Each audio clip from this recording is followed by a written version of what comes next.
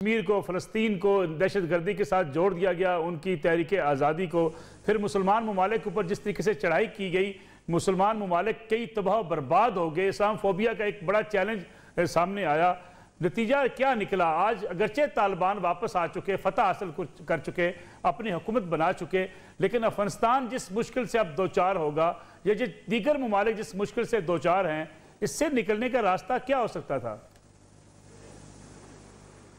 دیکھیں، پہلی بات تو یہ ہے کہ افغانستان تو شاید کسی مشکل میں گرفتار ہو نہ ہو، آپ اپنی خیر منائیں جو صورتحال بن رہی ہے، اور یہ شاید ہم سمجھ رہے ہیں، ہم افغانستان کو مشورے دے رہے ہیں، توپوں کا رخ آپ کی طرف پلٹ چکا ہوا ہے۔ اور جو شخص یہ نہیں جانتے، وہ کبھی کبھی میرے سامنے یہ پڑی ہوئی ہے پینٹاگون کی اسٹریٹجی، انڈو پیسفک اسٹریٹجی جو انہوں نے بلڈ اپ کی ہوئی ہے۔ آپ کے ارد گرد ایک بہت بڑا 4 ملکوں کا کویٹ جو ہے وہ بن چکا ہوا ہے، اور اس کے اندر سب سے مین بیٹل گراؤنڈ جو ہے وہ آپ کا ملک بننے والا ہے۔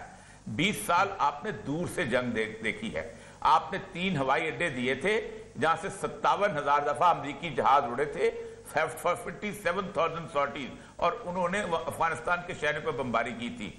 آپ نے اس افغان سیکورٹی کونسل فورسز کو اور اس گورنمنٹ کو تسلیم کیا تھا جس کے اندر 66 امریکن کیمپ، یہ ڈوزیر ہے جو شاہ محمود قریشی صاحب نے یونائیٹڈ نیشنز کو دیا تھا، 66 کیمپ تھے جن سے آپ کے ملک میں دہشت گردی ہوتی تھی اور امریکہ کی سپرویژن میں ہوتی تھی، اور آپ ہر سال امریکہ سے کولیشن سپورٹ فنڈ کی بھیک مانگتے تھے۔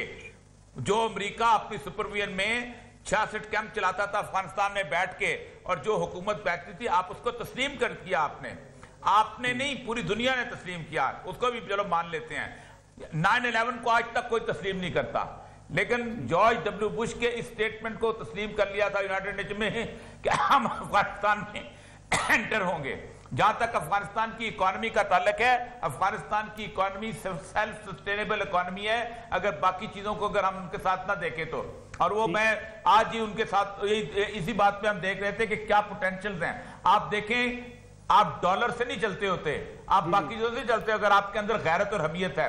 آپ کے اندر 85 to 90% لوگ وہ ہیں کہ جو صرف نمک خریدنے یا مٹی کا تیل خریدنے کے لیے وہ جاتے ہیں وہاں پر، اور وہ وہاں پر افغانستان کے اندر وہ سب لوگ گاؤں کے اندر رہنے والے ٹوٹل کسی ڈیپینڈنٹ نہیں ہیں، صرف 9% لوگ، وہ بھی امریکہ نے اب جا کے ان کو شہری آبادی میں ایک کیفیت بنا دیا ہے۔ نمبر 2، ان کے جو کم از کم 70 to 80% ان کے منرلز ہیں، وہ آج بھی سمگل ہوتے ہیں، 10 سال پہلے بھی ہوتے تھے، 30 سال پہلے بھی ہوتے تھے، جن میں ماربل ہے، جس میں گرنائٹ ہے، جس میں اسپیشل سٹون ہے، یہاں تک کہ لیتھیم تک وہاں پر ہوتا ہے۔ ان کو وہ انکم بھی کسی نہ کسی طور پہ آتی رہے گی۔ اگر انہوں نے عزت اور غیرت سے زندگی گزارنی ہے تو انہیں کوئی مسئلہ نہیں ہے، ہم لوگوں کے لیے بنایا ہوا ان کے لیے، ان کو پتہ ہے کہ ہم نے۔ لیکن اور یہ سب کچھ مشکلات ہو سکتی ہیں افغانستان کی طالبان حکومت کے لیے، مثلا آئین کوئی نہیں ہے، آئین کے بغیر حکومت چلانا کیسا ہوگا؟ پھر دوسری بات کہ افغانستان میں جتنا امریکہ کے خلاف ایک نیشنلزم کو استعمال کیا گیا، افغانستان کو، افغانستان کی قوم کو اب نیشنلزم اور پھر طالبان جو کہ اسلامی نظام کے قائل ہیں، ان دونوں کو کیسے لے کے چلیں گے؟ آپ کیا سمجھتے ہیں 60-70 ہزار طالبان نے جنگ جیتی ہے؟ جب تک قوم ان کے پیچھے نہ ہو کوئی جنگ نہیں جیت سکتا۔ پوری قوم ان کے پیچھے تھی، 3 لاکھ وہ لوگ جو کہ مختلف نیشنلٹیز کے تھے، جو کہ افغان سیکورٹی فورسز تھے، انہوں نے ایسے سرنڈر کیا جس کا آپ تصور نہیں کر سکتے۔ یہ کبھی ہوتا ہے دنیا کے اندر؟ کبھی ایسا ہوتا ہے کہ پیسفل سرنڈر ہو ہر شہر؟ جلال آباد کا سرنڈر تو دیکھیں، پوری قوم ان کے پیچھے کھڑی ہوئی تھی، اسی لیے تو انہیں پنچیت پت فتح کے لیے بول دی۔ اب آتے ہیں آپ کی اکنامک صورتحال کی، سینکشنز کی بات کے مشکلات ہوں گے۔ پہلی بات ہے آئین نہیں ہے، آئین تو اسرائیل کا نہیں ہے۔ کیا اسرائیل نہیں چل رہا؟ پہلے دن اسرائیل نے کہا تھا we are not going to write down a book which has status more than Talmud and Torah. The constitution of Israel is Torah. اسرائیل کا آئین تورات ہے۔ آج اسرائیل صفحہ 80 میں موجود نہیں ہے۔ 1978 میں ان کا آئین بنانے کی کمیٹی بنی تھی، آج کتنے سال ہو گئے؟ 40 سال 45 سال ہو گئے، آج تک آئین نہیں بن سکا وہاں، وہ چل رہا ہے۔ یہ جو برطانیہ ہمیں کہتا ہے کہ ہمارے پاس آئین نہیں ہے، ہمارے پاس ٹریڈیشنز ہیں، ہم ٹریڈیشنز پہ چلتے ہیں، کوئی آئین نہیں ہے برطانیہ کے پاس۔ ہمارے پاس بھی ٹریڈیشن ہے، رسول اللہ کی سنت موجود ہے، ہمارے پاس بھی ٹریڈیشن ہے، قرآن پاک کی ٹریڈیشن ہے، ہم بھی کہہ سکتے ہیں آئین کا کوئی مسئلہ نہیں ہوتا۔ وہ اپنے طور پہ کچھ لاز بنا رہے ہیں، وہ ایک بات ہے، لیکن اگر آپ یہ کہتے ہیں جو لوگ جنگ جیت سکتے ہیں اتنے بڑے فورسز کے اندر۔ اور ایک بات میں ایک اور بات بتاؤں، جی ہمارے ہاں اسلامک ورلڈ نام کی چیز صفحہ ہستی پہ موجود نہیں ہے. ٹھیک ہے. قذافی سے لے کے اور مہاتر محمد تک they are all secular rulers and secular dictators. آپ کیا سمجھتے ہیں معمر قذافی ایک اسلامی حکمران تھا؟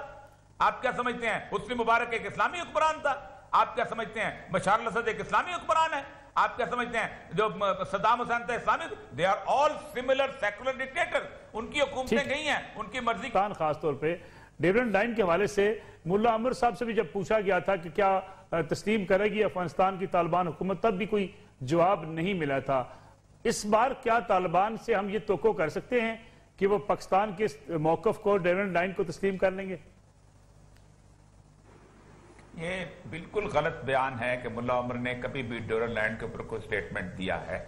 نہ پاکستان نے گورنمنٹ نے کبھی اپروچ کیا اور نہ کوئی ایسا سٹیٹمنٹ آیا. پاکستان گورنمنٹ نے ایک دفعہ اپروچ کیا تھا کہ ہم ڈیورن لائن پر برجیاں لگانا چاہتے ہیں کیونکہ یہ ہمارے لیے بڑی مقدس ہے. میں چاگی میں تھا اور چاگی میں 450 کلومیٹر لمبی ڈیورن لائن ہے.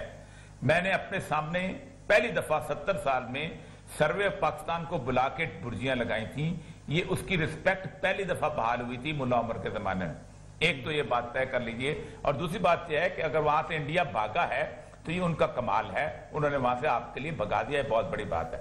میں جس خطرے کی طرف نشاندہی کر رہا ہوں بہت سخت ہے.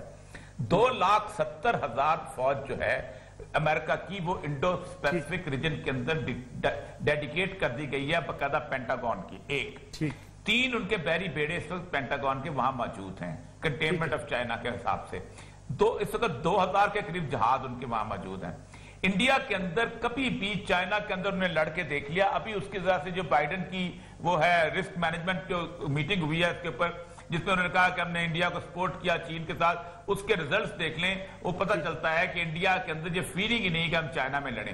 انڈیا کو جیسے لودھی صاحب نے کہا انڈیا کو وہ پاکستان کے ساتھ لڑنے کے لیے بھیجیں گے. اور ایک اور بات یاد رکھیں، پاکستان کے اندر کسی بھی وقت ایک فنڈامنٹلسٹ قسم کی موومنٹ جو ہے اس کو بلڈ کیا جائے گا اور یہ خطرہ دنیا میں پیدا کیا جائے گا کہ پاکستان کا نیوکلیئر ہتھیار جو ہے اس fundamental T T P type movement آئے گی، اس کے ہاتھ میں ہتھیار آ جائیں گے. پاکستان کو بچاؤ ہتھیاروں کو فنڈامنٹلسٹ کے ہاتھوں میں جانے میں. ایک یہ آئے گا. اور کوئی ایک بڑا واقعہ 9/11 کی طرح کا اگر دنیا میں کسی جگہ سٹیج ہو جاتا ہے تو پھر وہ جو بات انڈیا کو پھر کیونکہ انڈیا میں انڈین عوام جو ہے ان کو انہوں نے تیار کر رکھا ہے لڑنے کے لیے. پاکستانی عوام بھی تیار ہے لیکن انڈیا کو بھی انہوں نے مودی تیار. وہ ایک لڑائی جو ہے وہ کسی نہ کسی وقت جو ہے وہ ابھی یہ رپورٹ پڑھ رہا تھا یونائیٹڈ اسٹیٹ اسٹڈی سینٹر کی، یہ سڈنی نے موازنہ کیا ہے. اس نے امریکہ کی اور چائنا کی فورسز کا موازنہ کیا ہے. یہ 150 صفحے کی رپورٹ ہے. اس نے کہا امریکہ اتنی دور سے آ کے چین کے ساتھ نہیں لڑ سکتا لیکن ایک ہی راستہ ہے کہ انڈیا اور پاکستان کی لڑائی شروع کر دی جائے تو سی پیک ختم ہو جاتا ہے، چائنا کی گردن جو ہے وہ مڑوڑی جائے گی اور ایک ہی راستہ ہے. اس لیے خطرات بہت ہیں، بہت کوشش قدم رکھنا بجائے اس کے کہ ہم افغانستان کو کہیں کہ ہم یہ کرو وہ کرو. ہمیں خود چاہیے